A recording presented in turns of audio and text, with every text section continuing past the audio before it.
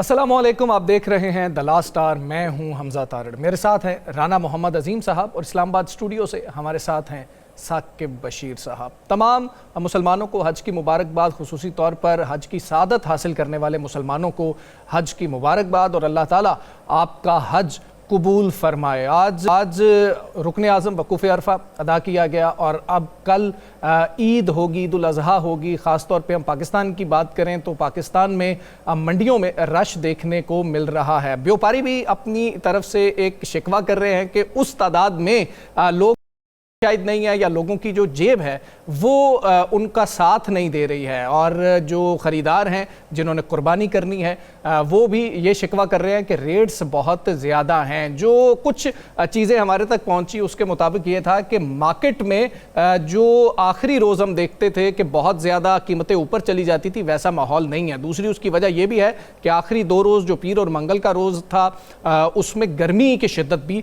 बहुत ज़्यादा रही है, जिसकी वजह से लोगों ने उस तरह से अपना इंटरेस्ट शो नहीं किया है, और पहले कीमतें ज़्यादा होने की वजह से भी लोग कुछ हिस्सा डाल चुके थे। और अगर छोटे जानवर की तरफ हम जाएं तो रेट्स इतने ज़्यादा थे कि लोग शायद ऐसी महंगाई में अफोर्ड नहीं कर पा रहे थे। सारी सूरत हाल, इसके ऊपर भी हम बात करेंगे। कुछ पॉलिटिकल चीज़ें उनको भी ज़ेर गौर लाएंगे। राना साहब, आपका एक्सपीरियंस क्या रहा? आपने जो खुद भी विज़िट किया, जो साथियों से भी पूछा, रिपोर्टर से भी आपकी बातचीत हुई मुख्तलिफ शहरों में, जो मेरा एक्सपीरियंस था वो तो मैंने शेयर किया कि आखिरी रोज़ जिस तरह से हम देखते हैं कि बहुत ज़्यादा कीमतें ऊपर चली जाती हैं, वैसा महसूस नहीं हो रहा। लोग कह रहे हैं कि हाँ, शायद कीमतें कम भी हुई हैं और क़ुव्वत ख़रीद का भी मसला है।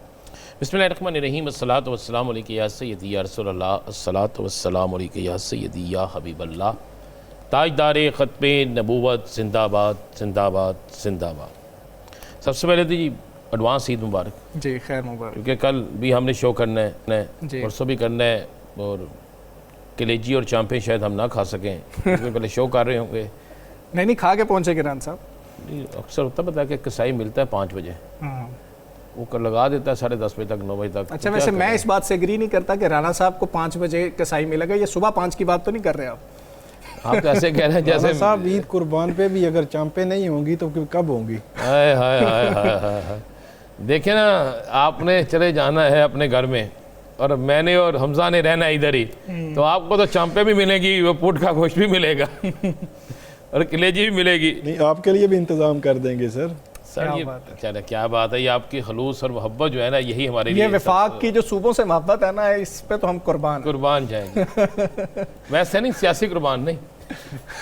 जी राना साहब, बात यह कि ये एक ऐसा त्यौहार है कि जिसमें अक्सर गिला रहता है जी 3 चीज़ों का। जी, बकरा महंगा, चारा महंगा जी, और कसाई नापैद। हाँ।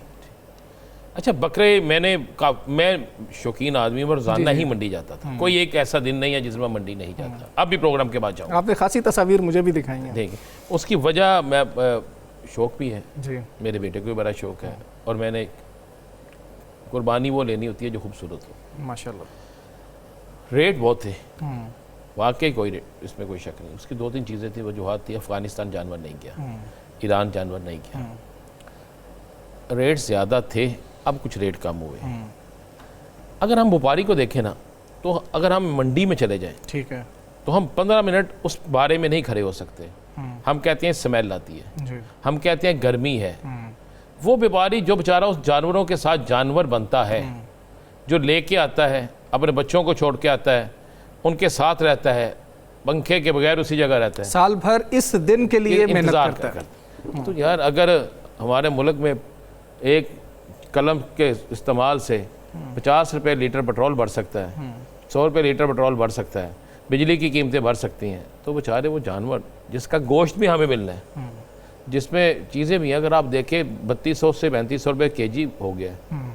और ईद पे तो ये नहीं होता ना, ईद पे तो महंगा होता है। अल्लाह की राह में आपने कुर्बान करना है, ये बहुत पैसा है। आपने कुर्बानी के जानवर की खूबसूरती, उससे मोहब्बत, और कुर्बानी के जानवर की कीमत अदा करनी है। आपने साफी गोश्त की नहीं करनी। वो जो गोश्त खाते हैं ना, वो हिसाब का है जी, उसका मैंने और आपने हिसाब देना है। ये जो अल्लाह की राह में कुर्बान किया है ना, इसका हिसाब नहीं होगा, इसका रिटर्न होगा। मुझे ना एक दोस्त ने, मैंने फ़ोन किया तो उसने मुझे कहा, राना साहब, मैंने कहा यार क्या कुर्बानी कर रहे हो? बड़ी अच्छी कुर्बानी करता था। तो उसने कहा, हम इसलिए नाजरीन को आज ऐसे ही हम चाहते हैं कि थोड़ा सा ये बाकी चीज़ों से दूर रहे ना, जी जी, तो मैं उसने कहा राना साहब इस बार कुर्बानी यार मैं सब 1 या 2 बकरा करूँगा। मैं कहा क्या वजह? इसने कहा यार घर बना रहा हूँ 7 करोड़ घर पे लगा दिया। मैं कहा चलिया ये जो 7 करोड़ तुम घर पे लगाया ना, ये तेरा माल नहीं है, इसका तूने हिसाब देना है। तेरा ही असर रकम वो है जो तो अल्लाह की राह में खर्च करेगा, वही तेरा पैसा है। तूने घर बनाने के लिए 7 करोड़ रुपया किसी ना किसी जगह से पैसे ले लिए होंगे, और जब अल्लाह की राह में कुर्बानी लगाया तो वही जो अल्लाह की राह में देना। तो वो आप ये होता है। मंडियाँ तेज़ भी हैं, हल्की भी हैं, जिसका जहाँ पे चेक लगता है वो खर्च जाता है। व्यापारी कहते हैं कि जी, मैं ये प्रोग्राम से पहले जब गया तो व्यापारी ने कहा जी हमने वापस लेके नहीं जाना, किराया बहुत ज़्यादा जी। तो हम समझेंगे कि उतने ही किराए में अगर कमी भी हो जाएगी हमें तो हम बेच के जाएंगे। तो अल्लाह करे ना कुर्बानी में व्यापारी का नुकसान हो और ना ही खरीदार का नुकसान हो। और ये सुनते बहीमी है, बेशक इसकी अदायगी भी हो। और हम आज ये कहेंगे मेरी तरफ से, हमजा साहब की तरफ से, साकिब साहब की तरफ से और पूरी 92 की तरफ से कि अपनी कुर्बानी में उनको ज़रूर याद रखिएगा। आपका गोश्त जो है आप फ्रिज की जो है ना, अपना हिस्सा ज़रूर रखें, लेकिन साथ में उन घरों में उन गुरबा तक पहुँचाए। अच्छा, एक चीज़ और भी है ना जी, सुबह आपने देखेंगे कि एक टिपिकल लोग निकलेंगे जी, वो सफ़ेद पोश नहीं है, वो फ़कीर भी नहीं है, वो लोग हैं जो गोश्त इकट्ठा करते हैं, प्रोफेशनल है, और फिर जाके बाहर सेल कर देते हैं। आपने ढूंढना तो ये है कि कौन से ऐसे लोग हैं जो मांग नहीं सकते, जिनके घर में कुर्बानी नहीं है। ऐसे अजीज़ो कारब कौन है जो जिनके घर में कुर्बानी नहीं है, तो उनको दें। बिल्कुल हमारे बड़े तो जो करते थे वो तो बाकायदा गोश्त पकाते थे और पका के दस्तरखान सजाते थे। यहाँ लोगों के घरों में पका हुआ गोश्त भी बेचते थे। अब तो ये रिवाज शायद गाँव देहातों में है। जी, बस उधर ही। तो मंडी आज ईद है, मैं चांद रात है, और आज राना साहब को जल्दी भी है कि जब प्रोग्राम खत्म होगा राना साहब ने फिर से मंडी में जाना है, क्योंकि माशाल्लाह शौक भी रखते हैं और फिर जितने इनके दोस्त अहबाब हैं वो कोशिश करते हैं कि राना साहब आप ही हमें कोई चीज़ जो जानवर लेके ना हमें भिजवा भी दें और किराया भी आप ही भरें। साकिब साहब, क्या सूरत हाल है जी? अगर हम जुड़वा शहरों की बात करें, वहाँ पर क्या आपने हालात देखे हैं? और कुर्बानी के जानवरों के हवाले से व्यापारी भी वैसे इस दफ़ा शिकवा कर रहे हैं, वो वैसे हमेशा ही करते हैं, लेकिन इस दफ़ा शायद थोड़ा सा जायज़ शिकवा कर रहे हैं कि उनके भी चारे की कीमत बढ़ी है, उनकी भी कॉस्ट जो है वो बढ़ गई थी, लेकिन लोगों की कुव्वत खरीद नहीं है। लेकिन ये भी हमने देखा, ये भी बताइएगा, सोशल मीडिया पे चल रहा है कि इस्लामाबाद की 3 मंडियां लगी हुई थी, 2 खाली हो गई हैं। इसमें क्या हकीकत है साकिब साहब? जी बिल्कुल, जो यहाँ पे जुड़वा शहरों में जो मंडियाँ लगी हुई हैं और वहाँ पे जानवर भी मौजूद है, जिस चीज़ की निशानदेही आप कर रहे हैं कि वहाँ पे जो जानवर लाया गया है उसकी जो ट्रैवल लाया गया है, फिर जो चारे का ख़र्चा है या दीगर अखराजात हैं वो तो हैं ही हैं। मसला ये है कि एक व्यापारी अगर इन्वेस्ट करता है, जानवर ख़रीदता है, फिर मंडी में लाता है, तो उसका पर्पज़ यकीनी तौर पर एक बिज़नेस है कि उसमें कुछ ना कुछ वो कमाई कर ले। तो जायज़ा जो लिया गया है वो बड़ा ही तशवीशनाक है कि लोगों की कुव्वत ख़रीद कम हुई है बहुत ज़्यादा। पिछले कुछ अरसे में तो बहुत ज़्यादा महंगाई थी, लेकिन पिछले 3-4 माह में जिस तरह की सूरत हाल पूरे मुल्क में बनी है, उसके असरात आम आदमी तक आए हैं। उस कुव्वत ख़रीद कम होने से मंडियों का रुख भी फिर लोगों ने उस तरह नहीं किया जिस तरह किया करते थे। तो जब वो मंडियों का रुख नहीं कर रहे थे, कम से कम 3-4 ऐसे व्यापारियों से मेरी बात हुई, उन्होंने कहा कि हमने जानवर लिया था कुछ अर्सा कबल, उनको पाला था और उसका पर्पज़ वही था कि हम उनको ईद कुर्बान पे बेचेंगे, उसमें से कोई कुछ ना कुछ मुनाफा उनको हो जाएगा। लेकिन आज देखें, आज जो है वो चांद रात आप कह लें, तो आज जो है वो आखिरी दिन है और कल ईद है, 3 दिन हैं, चलें 3 दिनों में भी लोग बाज़ औक़ात जो है वो ख़रीद लेते हैं जानवर। लेकिन अभी तक की इतला के मुताबिक वो उनको जो जिस किस्म का आइडिया था कि कम से कम कुछ ना कुछ उनको प्रॉफिट हो जाएगा या जानवर बिक जाएंगे, बहुत सारे को हुआ भी है, कोई ऐसी बात नहीं है कि बिल्कुल 100% ऐसा, लेकिन असरात कम हुए हैं लोगों की कुव्वत ख़रीद कम होने की वजह से। और जो उसका फिर अल्टीमेटली जो नुकसान है, मतलब 2-3 पे जो मैं जिनसे मेरी बात हुई है, उन्होंने खुद कहा कि अब जानवर हमारे पास पड़े हुए हैं, ख़रीदार नहीं आ रहे। तो अब 2 ही सूरतें हैं, एक तो अगर 3 लाख का कोई जानवर है, बड़ा 3.5 लाख का है, तो उसको फिर कम से कम कीमत पर भी वो बाज़ औक़ात बेच देते हैं कि चले अब क्या करना है। और तो कोई हल नहीं है। आखिरी लम्हात में फिर कीमतें कम करके जो है उनको बेचना पड़ता है और उसमें फिर उनको नुकसान होता है। तो ये एक आम आदमी पर जो असर, हम ओवरऑल महंगाई की बात करते हैं और फिर ईद कुर्बान पे भी हमें किसी न किसी सूरत में नज़र आ रही है। बिल्कुल ऐसा ही है। और जो राना साहब बात कर रहे थे नाजरीन, वो बात बहुत इंपॉर्टेंट है कि आप जो कट्स लगाते हैं कि जी कि हमने फ़लाँ चीज़ पे कट लगाया, तो सबसे पहले जो अल्लाह की राह में खर्च करना है उसमें कट मत लगाया करें। आप अपनी बाकी जो ज़रूरियात या अपनी शाह खर्चियाँ हैं उन पर कट लगाएं। और ठीक है, अल्लाह आपको इन्वेस्टमेंट्स भी करनी चाहिए, घर भी बनाने चाहिए, एसेट्स भी बिल्ड करने चाहिए, लेकिन जो अल्लाह की राह में खर्च करना है उसमें कट लगा कर नहीं। और आप बेहतरीन कुर्बानी करें, अल्लाह हम सब की कुर्बानी कबूल और मंजूर भी फरमाए। हम यहाँ पर एक ब्रेक लेंगे जी, ब्रेक के बाद वापस आते हैं। Stay with.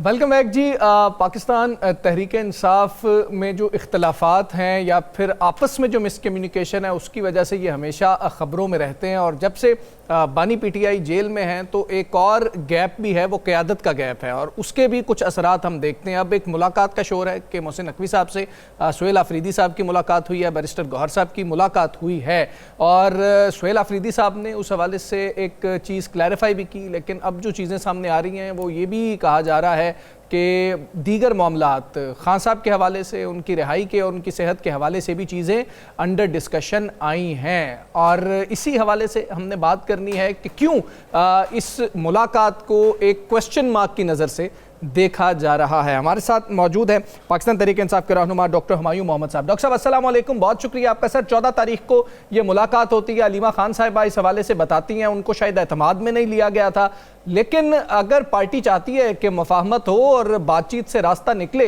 तो ऐसी मुलाकातों में हर्ज क्या है? बिस्मिल्लाहिर्रहमानिर्रहीम, इय्याका नअबुदु व इय्याका नस्तईन।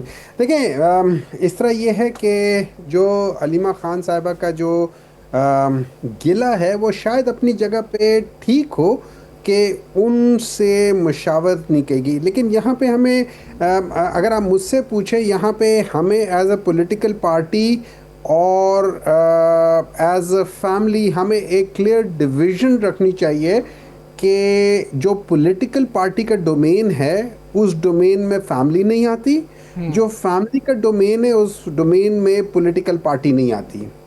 ये दोनों के दोनों अपनी अपनी जगह पे इमरान खान के साथ मुखलिस हैं और इमरान खान की जो रिहाई है या वो किस तरीके से रिहाई होगी, देखिए जिस तरीके से भी रिहाई होगी उसने होना एक लीगल तरीके से है। जो लीगल तरीके में मुख्तलिफ चीज़ें हो सकती हैं, जो मेन चीज़ है वो इमरान खान ने ख़ुद भी कहा हुआ है कि वो थ्रू कोर्ट्स बाहर निकलेंगे। तो अगर मेरी नज़र में अगर हम 50 लाख बंदा लेकर पहुंच जाते हैं, जेल तोड़ के उनको उनका दरवाज़ा खुलवा देते हैं, वो एक कदम बाहर नहीं निकल रखेंगे। वो कहेंगे नहीं, मैं अपने मेरिट पे बाहर निकलूँगा, मैं किसी के साथ डील करके या उस लिहाज से नहीं करूँगा, मैं थ्रू कोर्ट्स निकलूँगा। अब कोर्ट्स के निकलने के लिए कुछ चीज़ें जो कि गलत हो रही हैं उनको करेक्ट करना है, जो अनजस्ट हो रहा है उसको करेक्ट करना है, मेरिट पे करना है। ठीक है, जो मर्जी मेरिट पे रिजल्ट आए, हम रिजल्ट की बात नहीं कर रहे, हम प्रोसीजर ऑफ मेरिट की बात कर रहे हैं। अब यहाँ पे अगर barrister Gohar who is the nominated chairman of Pakistan Tehreek Insaf by Imran Khan और उनके साथ नॉमिनेटेड चीफ मिनिस्टर और elected chief minister of Khyber Pakhtunkhwa for KP government, ये दोनों मिल के एक पॉलिटिकल मतलब let's say is a political entity but non political entity, क्योंकि वो PMLN वाले उनको ओन नहीं करते और वो उनके वोट से तो आए हैं लेकिन वो उनके ऊपर हावी हैं। तो अगर हम उनसे मुलाकात हो जाती है और इस चीज़ के अंदर दो चीज़ें डिस्कस हो जाती हैं, एक खैबर पख्तूनख्वा की जो टेररिज्म के साथ जो प्रॉब्लम्स रिलेटेड हैं वो डिस्कस हो जाते हैं, एंड नंबर 2 अगर इमरान खान के रेफरेंस से कोई चीज़ डिस्कस हो जाती है, मुझे नहीं समझ आती कि कोई भी PTI का वर्कर, लीडर, लवर इस चीज़ को अप्रिशिएट नहीं करेगा कि इन लोगों ने कोई कोशिश की है कि किसी न किसी तरीके से एक आइस ब्रेक हो और कहीं ना कहीं प्रॉपर तरीके से एक बातचीत हो। तो मैं ये समझता हूँ इसके ऊपर क्रिटिसिज्म करना is in my opinion is like going against Imran Khan. Doctor साहब आप दुरुस्त कह रहे हैं कि रिहाई होनी चाहिए, तरीक़ेकार कोई भी हो, कोशिश होनी चाहिए, तरीक़ेकार कोई भी हो, लेकिन एक सवाल जन्म लेता है कि जब आप मुलाकात करते हैं और आप एक सदके दिल से मुलाकात कर रहे हैं और आप एक कोशिश कर रहे हैं, तो फिर उस कोशिश के बाद आप अपने कारकुनों को क्यों नहीं एतमाद में लेते? फिर उसका अनाउंसमेंट जो है वो किसी तीसरी जगह से क्यों होती है? आप खुद क्यों नहीं करते? सर अगर आप मुझसे पूछे, देखिए अगर आप मुझसे पूछे, मैं लेट्स सपोज मेरी एक पर्सनल राय जो मेरी है, हर चीज़ को अनाउंस करने की ज़रूरत नहीं होती। बास चीज़ें आप करते हो, खामोशी से करते हो, and you try not to. क्यों? पाकिस्तान में और दुनिया में भी चीज़ों को सैबोटाज करने का एक बहुत बड़ा रिवाज है। अगर कोई सही काम हो रहा होगा, लोग बीच में अननेसेसरी की टुचे मारेंगे। उस चीज़ से चीज़ ख़राब होने के चांसेस बढ़ जाते हैं बनिस्बत चीज़ ठीक होने के। तो अगर आप मुझसे पूछे, let's suppose if I am given a task, मैं चाहूँगा कि मैं इमरान खान से जाके जब मिलूँ उसका जिक्र कहीं ना आए।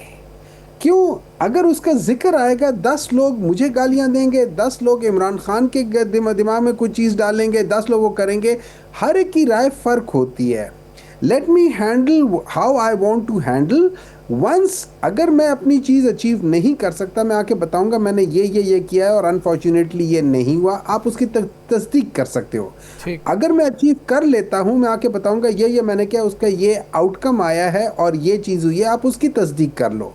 लेकिन ये दरमियान में होता ये है कि बाज़ दफ़ा हम लोग for the sake of self glory या for the sake of being involved in the whole process, हम लोग अपनी ही चीज़ को ख़राब करना शुरू कर देते हैं। नीयत हमारी ये नहीं होती है कि ख़राब हो, नीयत हमारी शायद ठीक होगी कि हम ये सवाल उठाएं कि ये क्यों हो रहा है, कैसे हो रहा है, लेकिन उसका आउटकम बाज़ दफ़ा काफ़ी ख़राब हो जाता है, वो चीज़ें फिर प्रॉब्लम हो जाती हैं। तो इन सारी चीज़ों को एक चीज़ बताइएगा सर कि ज़ाहिर पीटीआई कहती रही है कि हम जो है वो हर चीज़ जो है वो डिस्क्लोज़ होनी चाहिए, नहीं होनी चाहिए, फिर सोशल मीडिया का प्रेशर आता है तो बाहर चीज़ें डिस्क्लोज़ होना शुरू हो जाती हैं। एक वाक़या बता के फिर मैं सवाल करूँगा। अगरचे पीटीआई इस चीज़ का इनकार करेगी, लेकिन नवाज शरीफ साहब जब मामला चल रहे थे उनके, वो जेल में थे, तो मरियम नवाज साहिबा जो है उनका ट्विटर हैंडल 1.5 साल खामोश रहा था। वो बहुत एक्टिव थी, उन्होंने जो है वो फुली एक कैंपेन चलाई हुई थी उस वक़्त, वोट को इज़्ज़त दो और इस किस्म के मामलात में, लेकिन 1.5 साल उनका अकाउंट खामोश रहा था और उसके पीछे खामोश समझौता था। फिर वो वापस आई और सारे मामलात आपको पता है। अब सूरत हाल पीटीआई के एंड पे है। हमने देखा कि जुम्मे के दिन 22 मई को बुशरा बीबी की फैमिली की मुलाकात होती है, उसके हवाले से इनडायरेक्टली डायरेक्टली कोई ख़बर नहीं आई। और अगली जो हमारे पास इत्तलात हैं वो ये है कि अगर ईद पर या ईद के बाद जो है वो इमरान खान साहब की फैमिली की मुलाकात भी बहाल होती है तो उसकी खबर भी डायरेक्टली इनडायरेक्टली नहीं आएगी। तो इसका मतलब ये है कि पीटीआई भी सर्टन स्टेज पे जाकर कुछ ना कुछ समझौता करने जा रही है। आप एग्री करते हैं, डिसएग्री?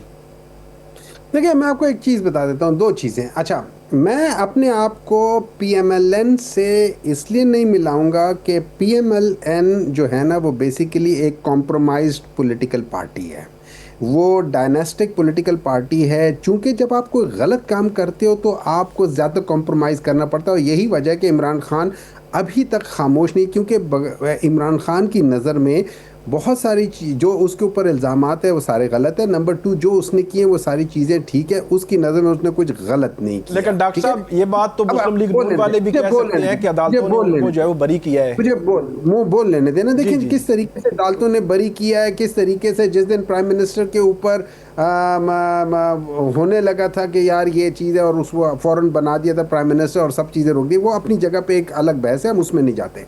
लेकिन मैं इस चीज़ से एग्री करता हूँ इन प्रिंसिपल कि जब आपकी बातचीत हो रही हो, जब इस किस्म की चीज़ें हो रही हो, आप इसको डील कहते हैं या आप इसको जो मर्ज़ी कहते हैं, लेकिन नेगोशिएशंस के दरमियान में ये अननेसेसरी की जो बातचीत होती है उससे इज्तनाब करना चाहिए। उससे, चाहे वो ट्विटर हैंडल पीटीआई का ऑफिशियल हो, चाहे वो इमरान खान का ऑफिशियल हो, चाहे वो उनकी फैमिली का ऑफिशियल हो, चाहे वो पीटीआई की जो, सब आपने सारा मामला डे ऑफ जजमेंट पे छोड़ दिया है। बहुत शुक्रिया आपका, आपने प्रोग्राम में ज्वाइन किया। हम यहाँ पर ब्रेक लेंगे, ब्रेक के बाद वापस आते हैं। स्टे विद अस।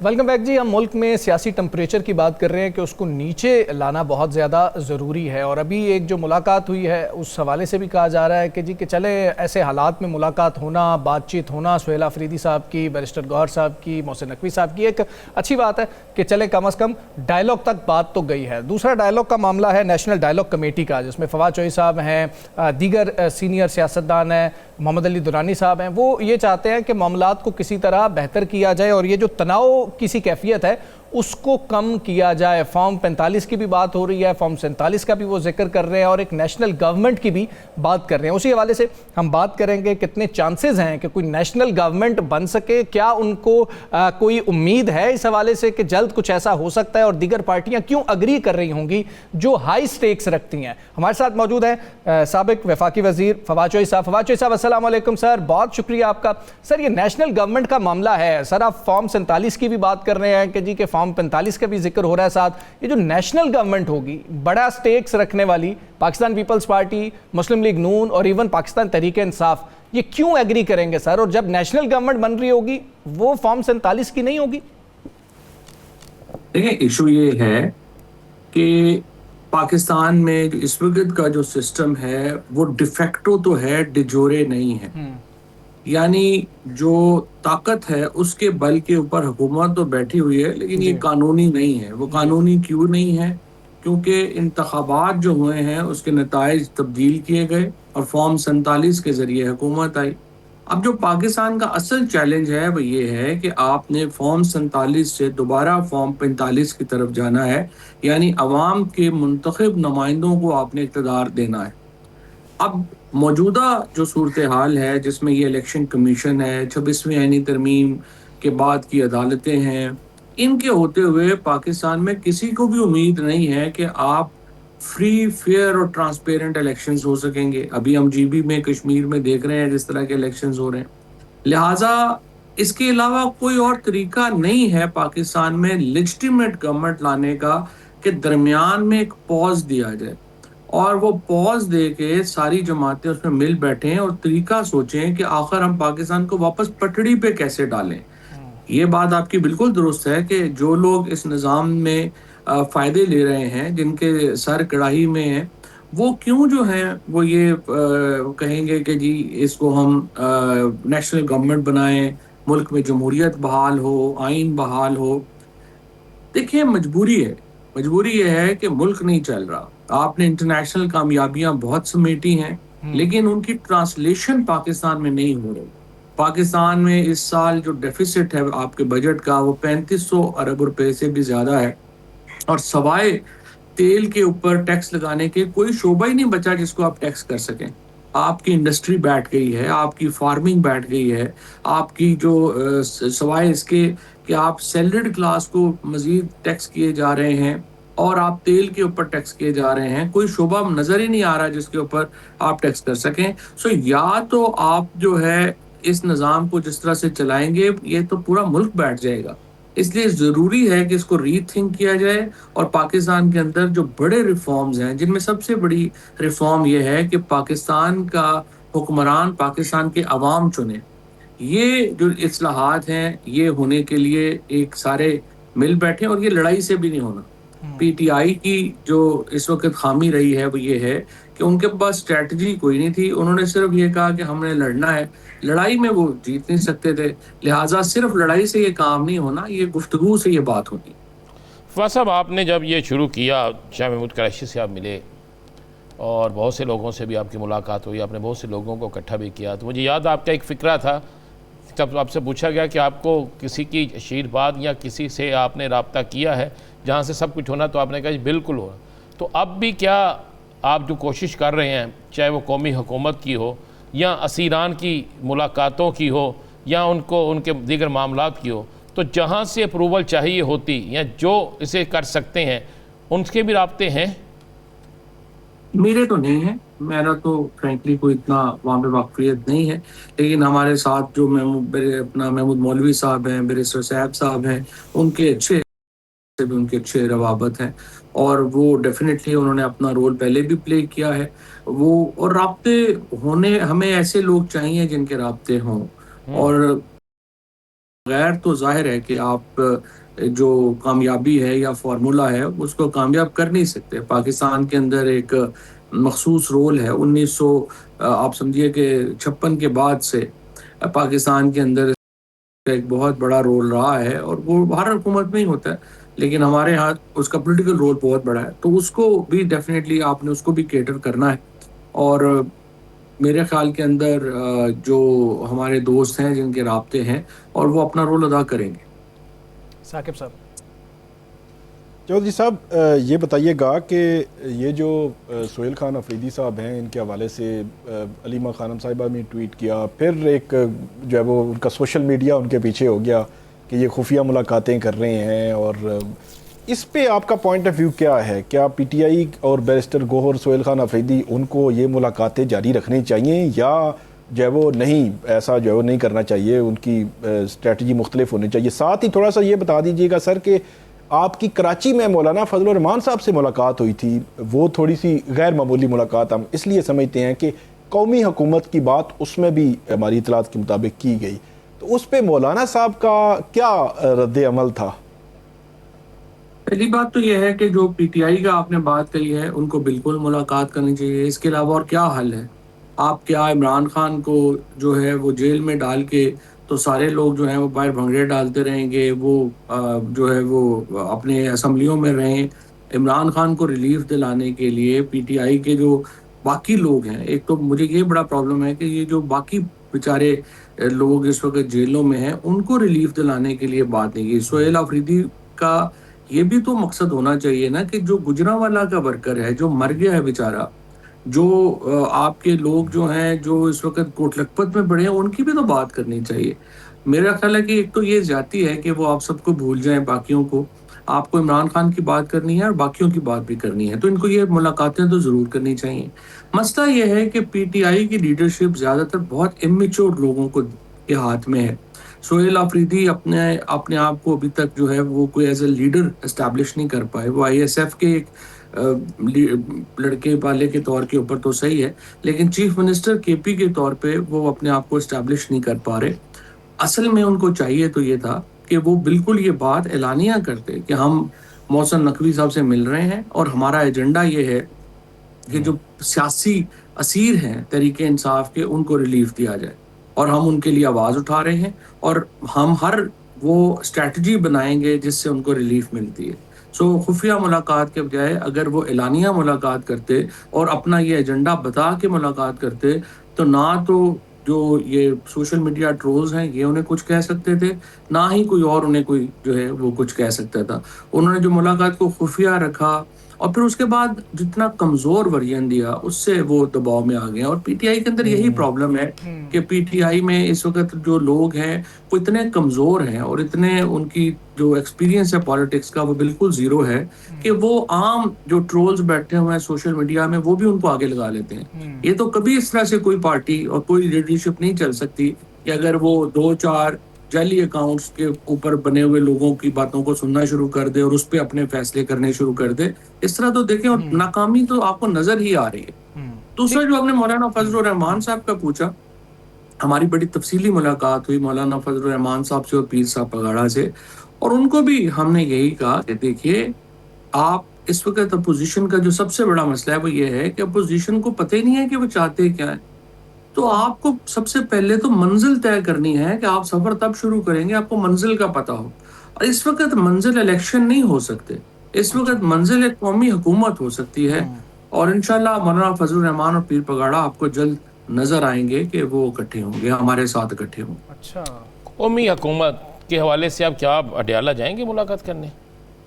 देखिए, इमरान खान साहब जो हैं वो कौमी हुकूमत पे राजी हैं।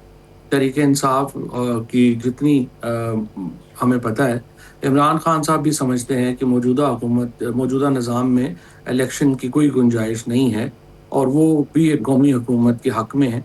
और जब हम आप ये कह रहे हैं कि इमरान खान कौमी हुकूमत के हक़ में है, अगर ऐसा है, क्योंकि मैंने आपको देखा बड़े करीब तरीन थे और आपके जाने के बाद मैंने उनके तासरात भी देखे थे, आपके लिए बड़े अच्छे थे, तो क्या आप मुलाकात के लिए जा रहे हैं ताकि अगर वहाँ से भी ओके हो जाता फिर तो मैं समझता हूँ कि रुकावट रहती कोई नहीं। अच्छा साहब, having him the prime minister, national government हो, वो उस पर राजी है?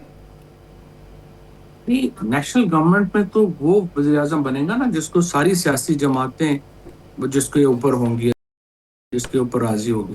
तो जाहिर है वो तो एक न्यूट्रल आदमी ही हो सकता है, और न्यूट्रल आदमी के ऊपर जो है वो सब ऐसा आदमी होना चाहिए जिसके ऊपर सारे राजी हों। बिल्कुल ठीक है। फवाद चौधरी साहब, बहुत शुक्रिया आपका सर, आपने हमें ज्वाइन किया। यहाँ पर हम ब्रेक लेंगे, ब्रेक के बाद वापस आते हैं। स्टे विद अस।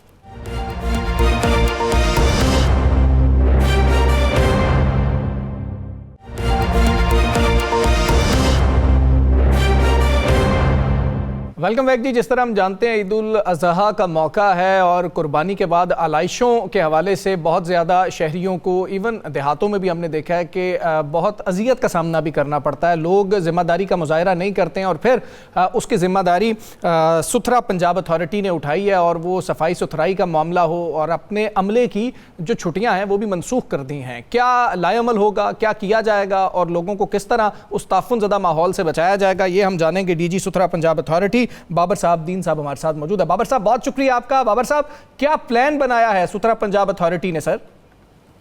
जी अस्सलाम वालेकुम। पहले जी आपका बहुत शुक्रिया।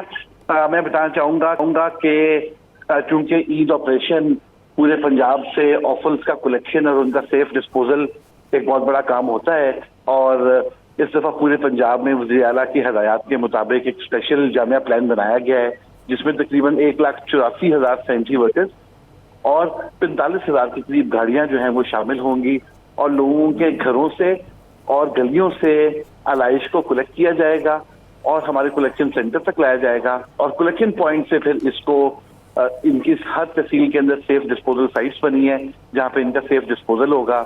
इसके लिए हमने पूरे पंजाब में 4,000 से ज्यादा जो है अवेयरनेस कैंप्स भी और फील्ड ऑपरेशनल कैंप्स इस्टेब्लिश किए हैं जहां से ये पूरा ऑपरेशन कंट्रोल भी हो रहा होगा और लोगों तक अवेयरनेस भी दी जा रही होगी कि वो आलाइशों को गली में, मोहल्लों में, पार्क्स में, ग्रीन बेल्ट में मत फेंकें, बल्कि सुथरा पंजाब के अमले का इंतजार करें, हमारी गाड़ी आके आपके घर से आलाइश को कलेक्ट करें। अच्छा बाबर साहब, भाई हमजा भी बात कर रहा था मेरे साथ, तो कह रहा था पिछले साल भी इनके गांव तक सुथरा पंजाब की गाड़ियां पहुंची हुई थी और बड़ा था, और आज भी हमने देखा है कि शहर में और हर शहर में आपने कैंप लगाए हुए हैं। और असल तो इस तरह लग रहा है कि जैसे ईद ये है कि आपने लोगों को आगाही कैंप भी लगे हुए हैं, वहाँ पे चीज़ें सब तकसीम भी कर रहे हैं।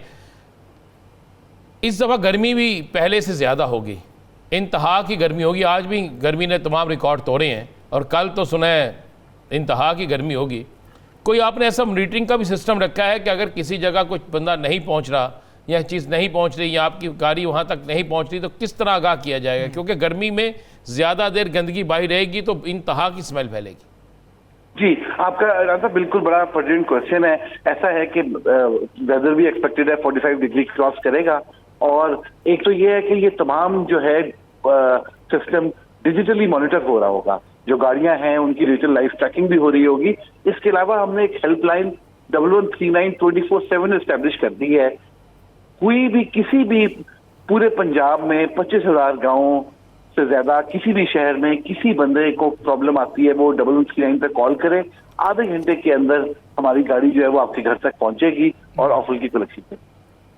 1139 में दोबारा कहना चाहूंगा लोगों को, आपके तवज्जुह से ये नंबर भी सब तक पहुंच जाए। अगर कोई इशू आता है आप 1139 पे कॉल करें 1139 और आपके इशू को इंशाल्लाह आधे घंटे में 1139 इस पे कॉल करें तो आधे घंटे में जो आपकी गाड़ी है वो वहां तक पहुंच जाएगी। जी साकिब साहब। जी बाबर साहब, सिर्फ मेरा सवाल यही है कि जो आप बात करें कि गांव देहात तक भी आपकी रसाई होगी, कि जनूबी पंजाब हम देखते हैं कि वो इतना बड़ा पंजाब है, तो पूरे पंजाब में शहरों तक तो हम देखते हैं कि बहुत एक्टिवली चीज़ें हो रही होती हैं, तो गांव देहात तक भी आपकी रसाई होगी क्योंकि वहाँ पे भी ये आलाइशों वाला मामला तो होता है?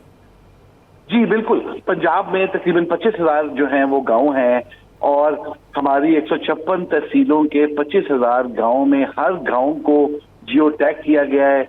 उस गाड़ी को उसका रूट मुख्तस किया गया है कि उसने किस रूट के तहत हर गांव तक पहुंचना है।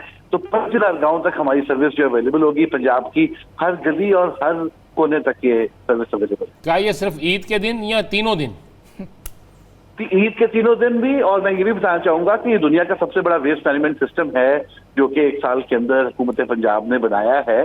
और इसके अंदर पंजाब का 2,05,000 स्क्वायर किलोमीटर जो एरिया है वो हर गली तक अब हमारी एक्सेस है। और ऑल्टरनेट डेज के ऊपर गाँव में सफाई का निजाम जो है वो बनाया गया है। ईद पे तीनों दिन कंटिन्यूसली ये सर्विस अवेलेबल है। ईद ऑपरेशन पूरे पंजाब से ऑफल्स का कलेक्शन और उनका सेफ डिस्पोजल एक बहुत बड़ा काम होता है।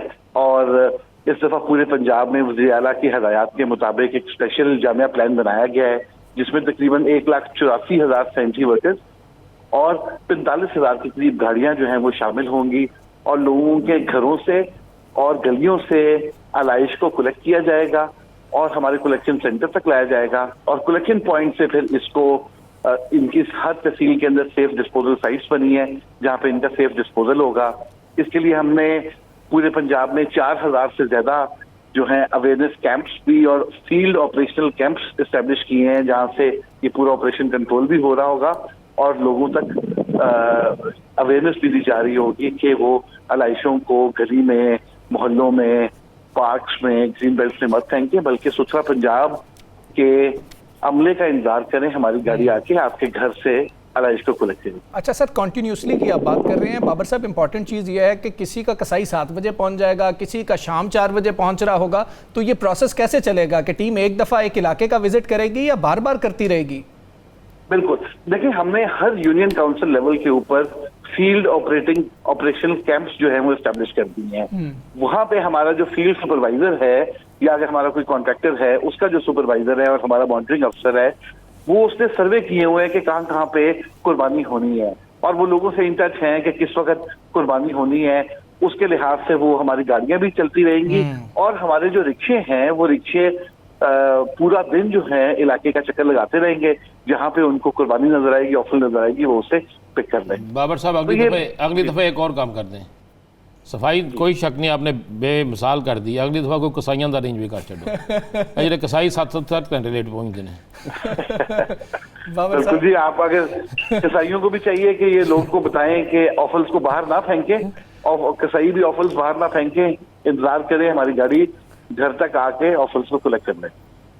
बिल्कुल ठीक हो गया जी। 1139 जो है वो हेल्पलाइन है जो बाबर साहब हमें बता रहे थे। अगर आप तक नहीं पहुंचता है अमला तो आप इस हेल्पलाइन पे कॉल कर सकते हैं, तो अमला यकीनी तौर पर बाबर साहब क्लेम कर रहे हैं कि आप तक पहुंच जाएगा। अल्लाह करे बाकी सूबे भी इस पे अमल करें। बिल्कुल, ये बहुत ज़रूरी और अहम चीज़ है और हमेशा से ये मसला रहा है। और अगर इसको हमने पिछले साल देखा है कि बेहतरीन तरीके से एड्रेस किया गया तो पूरे पाकिस्तान में इसको एड्रेस किया जा सकता है। बाबर साहब, बहुत शुक्रिया आपका, आपने प्रोग्राम हमें ज्वाइन किया। अब एक अहम चीज़ ये भी है कि सब लोग ये जानना चाहते हैं कि आखिरी रोज़ मंडी में सूरत हाल क्या है, तो वहाँ पर हमारे नुमाइंदे सरफराज खान मौजूद हैं, उनको शामिल गुफ्तगू करते हैं, सरफराज से जानने की कोशिश करते हैं कि वो इस वक्त क्या देख रहे हैं। सरफराज, हमें बताइएगा कि आज आखिरी रात है जिसको चांद रात भी कहा जाता है, मंडी में क्या सूरत हाल है, रश कितना ज़्यादा है और कीमतों के हवाले से भी बताइएगा। जी बिल्कुल, अतार चढ़ाव जो है वो बहुत ज़्यादा है, चूँकि आखिरी रोज़ चल रहा है और शहरियों की भी बड़ी तादाद है। व्यापारी जो हैं वो बहुत सारे व्यापारी जनूबी पंजाब से आए हैं। पेट्रोल डीज़ल की कीमतें आसमानों से बातें कर रही हैं। जब इनके साथ जब भी हमारी बात हुई, जिस भी लाहौर की मंडी में बात हुई, तो इनका यही कहना होता है कि जो ख़र्च है वो बहुत ज़्यादा किया गया है जानवरों के ऊपर, और उसके बाद शहर लाहौर की तरफ आना जाना, ट्रांसपोर्टेशन मिला के बहुत ज़्यादा जो है वो इनको जो है वो महंगा पड़ा, जिसकी वजह से जो जानवर हैं वो महंगे यहाँ पे फ़रोख्त हो रहे हैं। छोटे जानवर की अगर बात की जाए तो 70,000 से लेके तकरीबन 1,50,000 तक जो छोटा जानवर है वो फ़रोख्त यहाँ पे किया जा रहा है। बड़े साइज़ के बकरों की अगर बात की जाए तो बड़े साइज़ का बकरा 1 लाख से लेके 5 लाख तक जो बकरा है वो सेल हो रहा है। और इसके साथ साथ अगर बैल की बात की जाए तो यहाँ पे जो घर में पालने वाले लोग हैं उनकी जो मुँह मांगी कीमत है वो यहाँ पे जो है वो दी जा रही है।